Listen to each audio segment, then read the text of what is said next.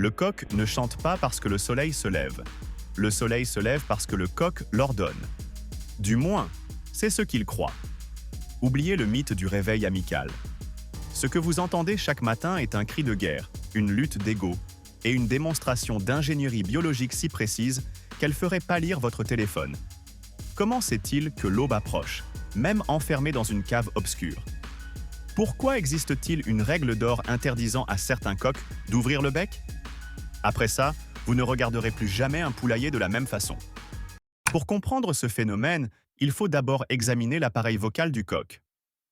Contrairement à l'être humain, qui utilise le larynx pour parler, le coq possède un organe vocal spécialisé appelé syrinx. Cet organe est situé à la base de la trachée, là où elle se divise vers les poumons. Cette position stratégique permet au coq d'utiliser la quasi-totalité de l'air qu'il expire pour produire un son, créant une puissance acoustique pouvant dépasser 140 décibels, soit presque autant qu'un avion au décollage à courte distance. Les muscles entourant le syrinx sont capables de vibrer indépendamment, ce qui explique la complexité et la puissance de son chant. L'un des plus grands mythes qu'il faut aujourd'hui déconstruire est celui où les coqs réagissent aux premiers rayons du soleil. La réalité est bien plus fascinante. Les coqs possèdent ce que la science appelle des rythmes circadiens, des horloges biologiques internes fonctionnant sur des cycles d'environ 24 heures. Ces horloges sont si précises que même si l'on plaçait un coq dans une pièce complètement obscure pendant des semaines, il chanterait juste avant l'aube. Ils n'attendent pas de voir le soleil. Leur corps leur signale son lever imminent. Il s'agit d'une anticipation hormonale. Une équipe de chercheurs de l'université de Nagoya, au Japon, l'a confirmé par des expériences rigoureuses, démontrant que le chant du matin est une réponse aux stimuli internes et non externes. Cette horloge maîtresse régule non seulement leur chant, mais aussi leur température corporelle, leur métabolisme et leur niveau d'énergie, les préparant ainsi à être les premiers à se lever. Dans le monde des oiseaux, le silence est parfois signe de faiblesse, et le chant du coq au petit matin est, en substance, une affirmation de souveraineté territoriale. Lorsqu'un coq chante à l'aube, il signale à tous les autres mâles des environs « Je suis toujours là, ce territoire m'appartient toujours, et ma force est intacte après la nuit ». C'est une forme de communication à distance qui évite les affrontements physiques inutiles. Si un rival entend un chant puissant et retentissant, il y réfléchira à 2 fois avant de tenter d'envahir ce territoire. De plus, ce comportement permet d'établir un réseau de communication entre différentes fermes ou zones sauvages. Si vous êtes attentif dans une zone rurale, vous remarquerez que lorsqu'un coq se met à chanter, les autres répondent en chaîne. C'est une carte acoustique de frontières invisibles qui se redessine chaque matin pour maintenir la stabilité sociale des populations d'oiseaux. Au sein d'un groupe de coqs, il existe une structure sociale extrêmement rigide appelée hiérarchie. Cette hiérarchie détermine non seulement qui mange en premier, mais aussi qui a le droit de chanter.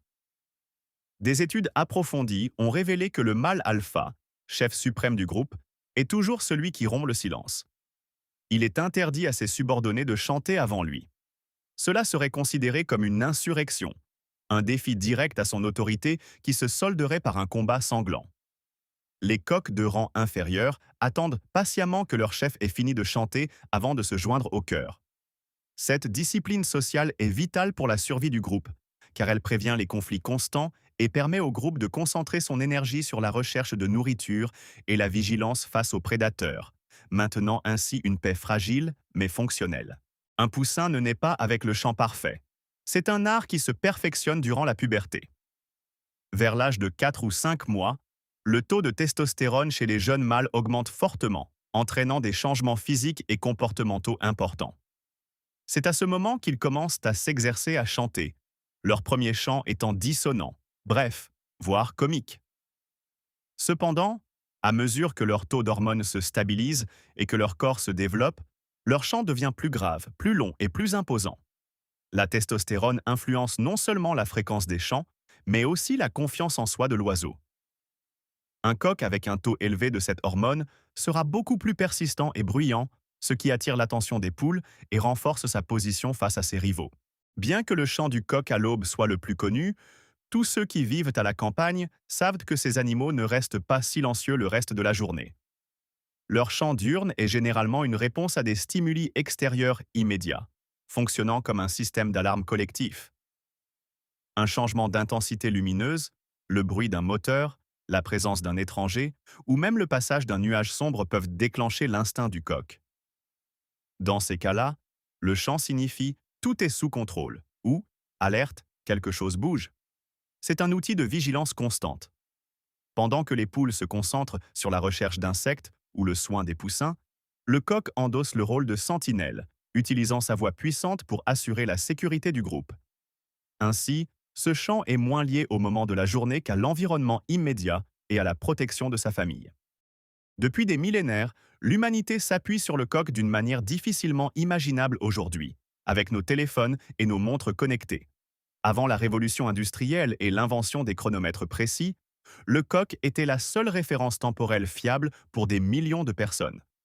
Dans de nombreuses cultures, la journée était rythmée non par les heures, mais par les chants du coq. Le premier chant annonçait le début du travail au champ. Le second indiquait qu'il était temps de préparer le marché, et ainsi de suite. Cette dépendance a créé un lien culturel profond. Le coq est devenu un symbole de vigilance dans la mythologie nordique, de résurrection dans la tradition chrétienne et de courage dans de nombreuses cultures hispaniques. Il n'était pas qu'un simple animal de ferme.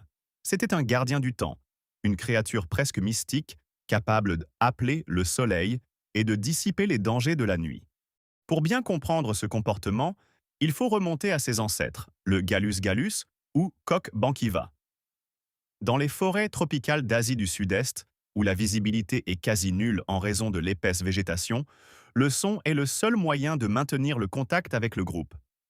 Développer un chant puissant, synchronisé avec les heures de moindre activité des autres prédateurs, l'aube, a constitué un avantage évolutif considérable. En chantant tôt, l'oiseau maximise la portée de sa voix avant que les bruits de la jungle, insectes, autres oiseaux, vent, ne deviennent trop chaotiques. Ce que l'on entend aujourd'hui dans une ferme moderne est l'écho d'une stratégie de survie qui a fait ses preuves depuis des millions d'années. Les coqs domestiques ont préservé cet héritage, nous rappelant que, même s'ils vivent dans un poulailler, leurs instincts restent profondément ancrés dans la jungle sauvage. Le chant du coq n'est ni un caprice de la nature, ni un simple reflet de la lumière. C'est une symphonie complexe où convergent chronobiologie, sélection sexuelle et défense territoriale. Il résulte d'une horloge interne infaillible, d'une hiérarchie sociale qui impose l'ordre et d'une anatomie conçue pour une puissance maximale. La prochaine fois que vous entendrez ce cocorico rompre le silence du petit matin, ne le considérez pas comme une simple nuisance perturbant votre sommeil. Pensez à l'incroyable mécanisme biologique qui le sous-tend, à l'histoire de survie qu'il représente et à la façon dont ce petit animal, à sa manière, maintient l'ordre dans son petit coin de monde. Car en fin de compte, ou plutôt au début, le coq demeure le roi incontesté du matin. Si cette vidéo vous a plu, n'oubliez pas de laisser un pouce bleu, de vous abonner et d'activer la cloche pour ne manquer aucune de mes prochaines vidéos. On se voit dans la prochaine vidéo.